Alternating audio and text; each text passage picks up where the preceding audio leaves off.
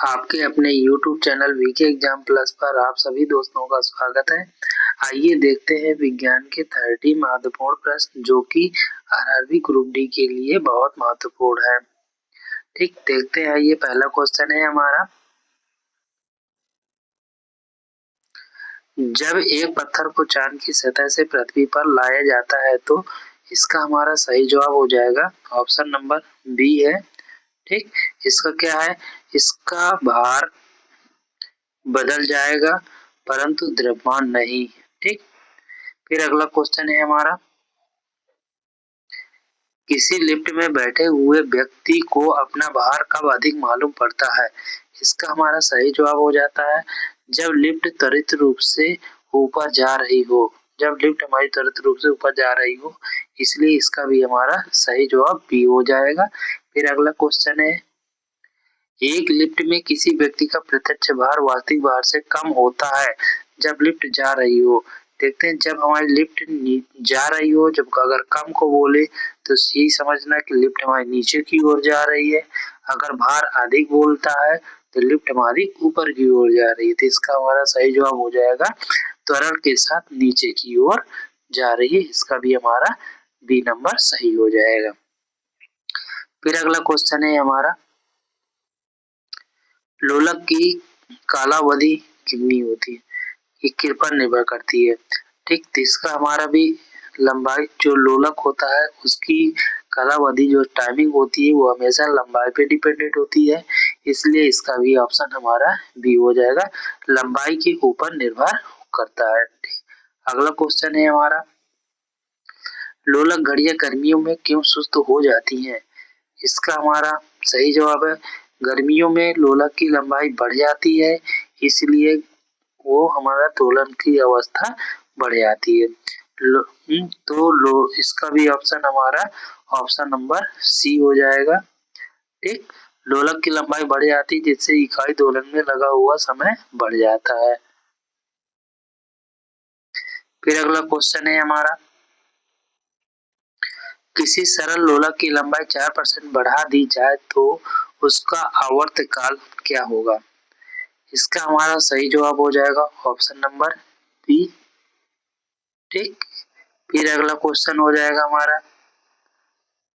पार्श्व विकृति तथा अनुदैर्ध्य विकृति के अनुपात को क्या कहते हैं? ऑप्शन नंबर पहला हमारा है पॉसो अनुपात बोलते हैं, तो ऑप्शन ए सही है हमारा। फिर अगला क्वेश्चन है हमारा। वर्षा की बूंद गोलाकार क्यों होती हैं? ये हमारा पृष्ठ तनाव के कारण होता है। इसका पहला ऑप्शन है हमारा सतही तनाव के कारण होता है, ऑप्शन नंबर ए सही जवाब है। फिर अगला क्वेश्चन है हमारा। तेल दीप की बत्ती में तेल किसके कारण ऊपर चढ़ उठता है? इसका हमारा ऑप्शन नंबर बी है। ठीक, केशिका क्रिया के द्वारा से ही तेल बत्ती के ऊपर तक सिरे तक पहुंचता है। ठीक है, अगला क्वेश्चन है। श्यानता की इकाई क्या है? इसका पहला जवाब हमारा ऑप्शन नंबर ए है, पॉइज करेक्ट आंसर है। ठीक, हमारे वीडियो पे आप सभी लोग बने रहिए और देखते रहिए, इसको नोट भी करते रहिए। ठीक, ग्रुप डी के लिए बहुत ही इंपॉर्टेंट प्रश्न है। ठीक, इसकी बिल्कुल भी मत करिए, पूरी वीडियो जरूर तक लास्ट तक जरूर देखें। ठीक, अगला क्वेश्चन है हमारा। उत्प्लावकता से संबंधित वैज्ञानिक कौन है? इसका पहला ऑप्शन है हमारा ऑर्किमिडीज। ठीक, option number A correct answer. फिर अगला क्वेश्चन है ध्वनि। अगला क्वेश्चन है हमारा। ध्वनि तरंगों की प्रकृति होती है, यही इसका हमारा ऑप्शन नंबर बी है, अनुदैर्ध्य होता है। जो ध्वनि होती है कैसे होती है, इनकी तरंगों कैसी होती है, अनुदैर्ध्य रूपी होती है। ठीक, अगला क्वेश्चन है हमारा। अपने उड़ान पथ में अवरोधकों की पहचान के लिए चमगादड़ निम्नलिखित तरंगों में से कौन सी एक तरंग का उपयोग करते हैं? चमगादड़ जो होती हैं अपने अवरोधकों को पहचानने के लिए परश्रव्य अवरोधकों के लिए पहचानने के लिए क्या करते हैं वो लोग, ये ऑप्शन नंबर सी है जो कि ऊपर नीचे है। इसमें ऑप्शन नंबर सी पराश्रव्य तरंगे छोड़ती है। ठीक, एग्जाम में कभी भी ऑप्शन ए की जगह में बी हो सकता है, बी की जगह में सी हो सकता है, बट जो ऑप्शन करेक्ट हो सेम उसी में ही टिक करें। ठीक, एग्जाम में भी ऐसे ऊपर नीचे ऑप्शन आते रहते हैं। ठीक है, आप देखते हैं अगला क्वेश्चन हमारा, ध्वनि तरंगे हैं ये हमेशा लंबवत होती है। ऑप्शन नंबर फर्स्ट हमारा ये सही जवाब है। फिर अगला क्वेश्चन है हमारा आ जाएगा, वायु में ध्वनि की चाल 332 मीटर प्रति सेकंड होती है, यदि दाब बढ़ाकर 2 गुना कर दिया जाए तो ध्वनि की चाल होगी। ध्वनि की जो चाल होती है वो हमेशा अगर 2 गुना भी कर दिया जाए तो भी 332 ही होगी।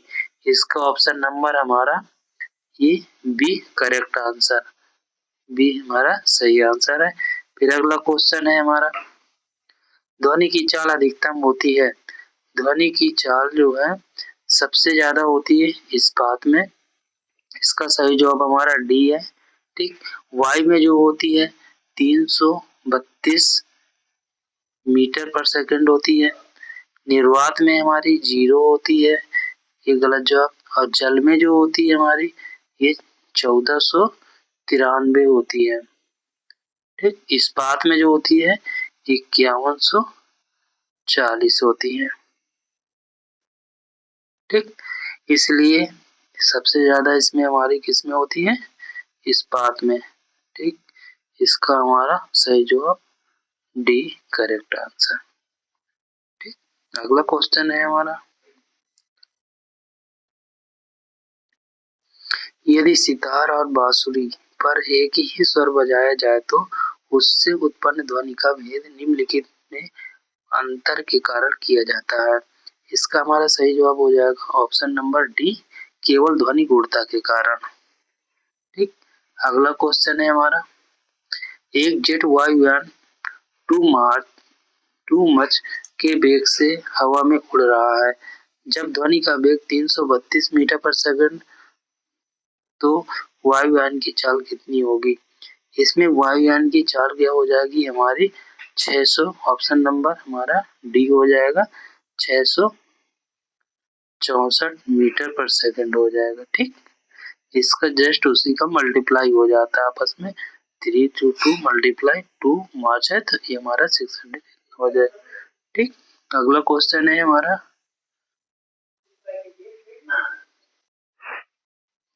फिर अगला क्वेश्चन है हमारा, डेसिबल इकाई का प्रयोग किया जाता है।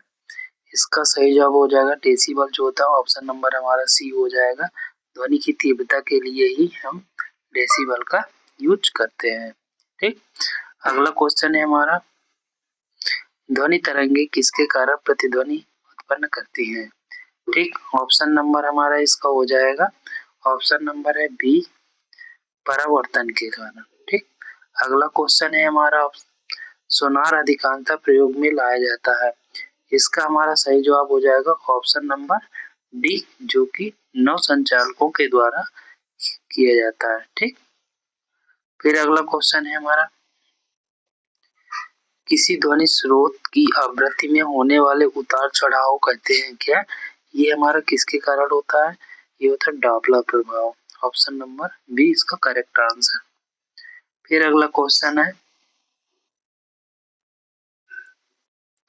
पास आती हुई रेलगाड़ी की सीटी की आवृत्ति या तीक्ष्णता बढ़ती जाती है, ऐसा किस परिघटना के कारण होता है, ये हमारा ऑप्शन नंबर बी है जो कि डॉपलर प्रभाव के कारण होता है। ठीक, फिर अगला क्वेश्चन है हमारा, केल्विन मान से मानव शरीर का सामान्य ताप कितना होता है, ये हमारा केल्विन पैमाने पे होता है जो मनुष्य का होता है, ये 310, ऑप्शन नंबर डी हमारा करेक्ट ऑप्शन होता है। जिससे इसमें एक और अगर केल्विन पूछ रहा है ये कुछ भी दे दे, अगर सेल्सियस पूछ रहा है, अगर फारेनहाइट में पूछ रहा है तो उसके लिए एक फार्मूला होता है, इसको राइट कर लेते हैं, C/5 इक्वल टू F-32/9। ठीक, ये इन दोनों में संबंध निकालने के लिए है। अगर इसी में आ जाए तो इक्वल टू इसी के आगे हो जाएगा हमारा केल्विन निकालना है, के माइनस ये के प्लस 273/5। ठीक, इससे हमें किसी भी नंबर का रख करके कि फ़ारेनहाइट से सेल्सियस में, सेल्सियस से केल्विन में कन्वर्ट कर सकते हैं। ठीक, अगला क्वेश्चन है हमारा, ठंड के दिनों में लोहे के गुटके और लकड़ी के गुटके को प्रातःकाल में छुए तो लोहे का गुटका ज्यादा ठंडा लगता है, क्योंकि लकड़ी की तुलना में लोहा ऊष्मा का अच्छा चालक होता है। ये ऑप्शन नंबर हमारा बी करेक्ट आंसर है। ठीक, अगला क्वेश्चन, आणविक संचलन के द्वारा ऊष्मा का संचरण क्या कहलाता है? ये हमारा जो है संवहन कहलाता है, ऑप्शन नंबर बी। ठीक, फिर अगला क्वेश्चन है हमारा, निम्नलिखित द्रवों में कौन सा ऊष्मा का बहुत अच्छा चालक है? ऑप्शन नंबर पहला ऊष्मा का सबसे अच्छा चालन, ऑप्शन नंबर पहला पारा। ठीक, अगला क्वेश्चन है हमारा,